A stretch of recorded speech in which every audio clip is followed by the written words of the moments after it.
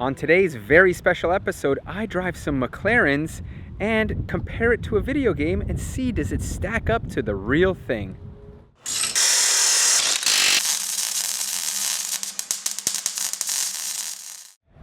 When you receive an email that says, hey, would you like to come out to Sonoma RaceWay and drive some McLarens? The answer is a hell yes. And the reason I'm doing that is we're going to be driving these cars and afterwards comparing it to Project Cars 2, which is a super realistic simulator game, and seeing whether they stack up. So without further ado, let me jump into one of these cars and give you the experience of what it is to drive it on a racetrack. We are out here on Sonoma RaceWay. And before I go drive the racing simulator, I get a chance to experience a real McLaren 12C. And this one is the older generation. We've got some 570s and I think a 650S here too. So it's nice to get out in this one first. But I have to say, what an incredible machine. We haven't been able to push them too hard. Obviously this is a lead follow. As you can probably hear faintly, I've got an instructor talking to me. So it's not like I can drive this car at the absolute limit. I will say that this being a mid-engine vehicle, man, it is super critical to make sure you get your weight transfer down, because if you add the throttle in the wrong spot, it washes out pretty quickly. And if you get it right though, man, oh man, it feels so superb. The steering, I don't know what to say other than it is perfect, precise, crisp. I just point the car and go. Oh, and the sound of this motor, unbelievable. Oh, yes! This track truly is world class. My goodness. Like the elevation changes and the technicality of it. I would love to run a time attack session here, because I bet you it takes you years to really master this place.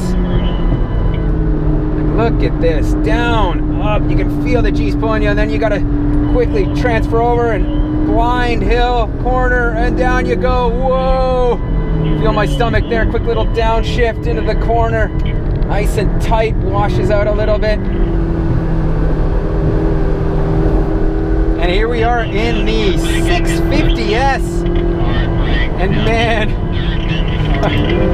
I can already tell this car is a weapon, an absolute weapon. It's so much sharper than the 12C I find already. But oh, these cars are just absolutely phenomenal in the driving experience. So raw. Feels so good. I wish my instructor had something better than a Camaro RS so we could go just a tad faster so I could really feel the limit of this car. But you know what? You can tell like this car has to be driven right at that fine line. If you overdrive it, it being mid-engine, it really wants to walk away on you. So you have to respect this car in a big way. My favorite corner here, patiently braking down the hill, off the brake, just feathering the throttle, getting lined up for a sweet run. And let me get a little bit of gas. Oh my God, holy smokes, it's incredible. Holy crap. Oh, gave me a little bit of slip angle there, got to feel it, holy smokes. Wow, what an experience driving those McLarens. That was absolutely incredible. But now it's time we go see how Project Cars 2 stacks up against real life. It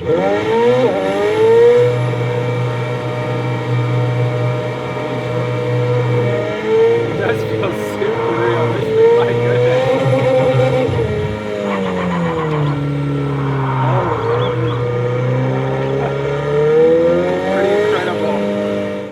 Jumped in the back room here just so we can get away from all the noise of that amazing simulator.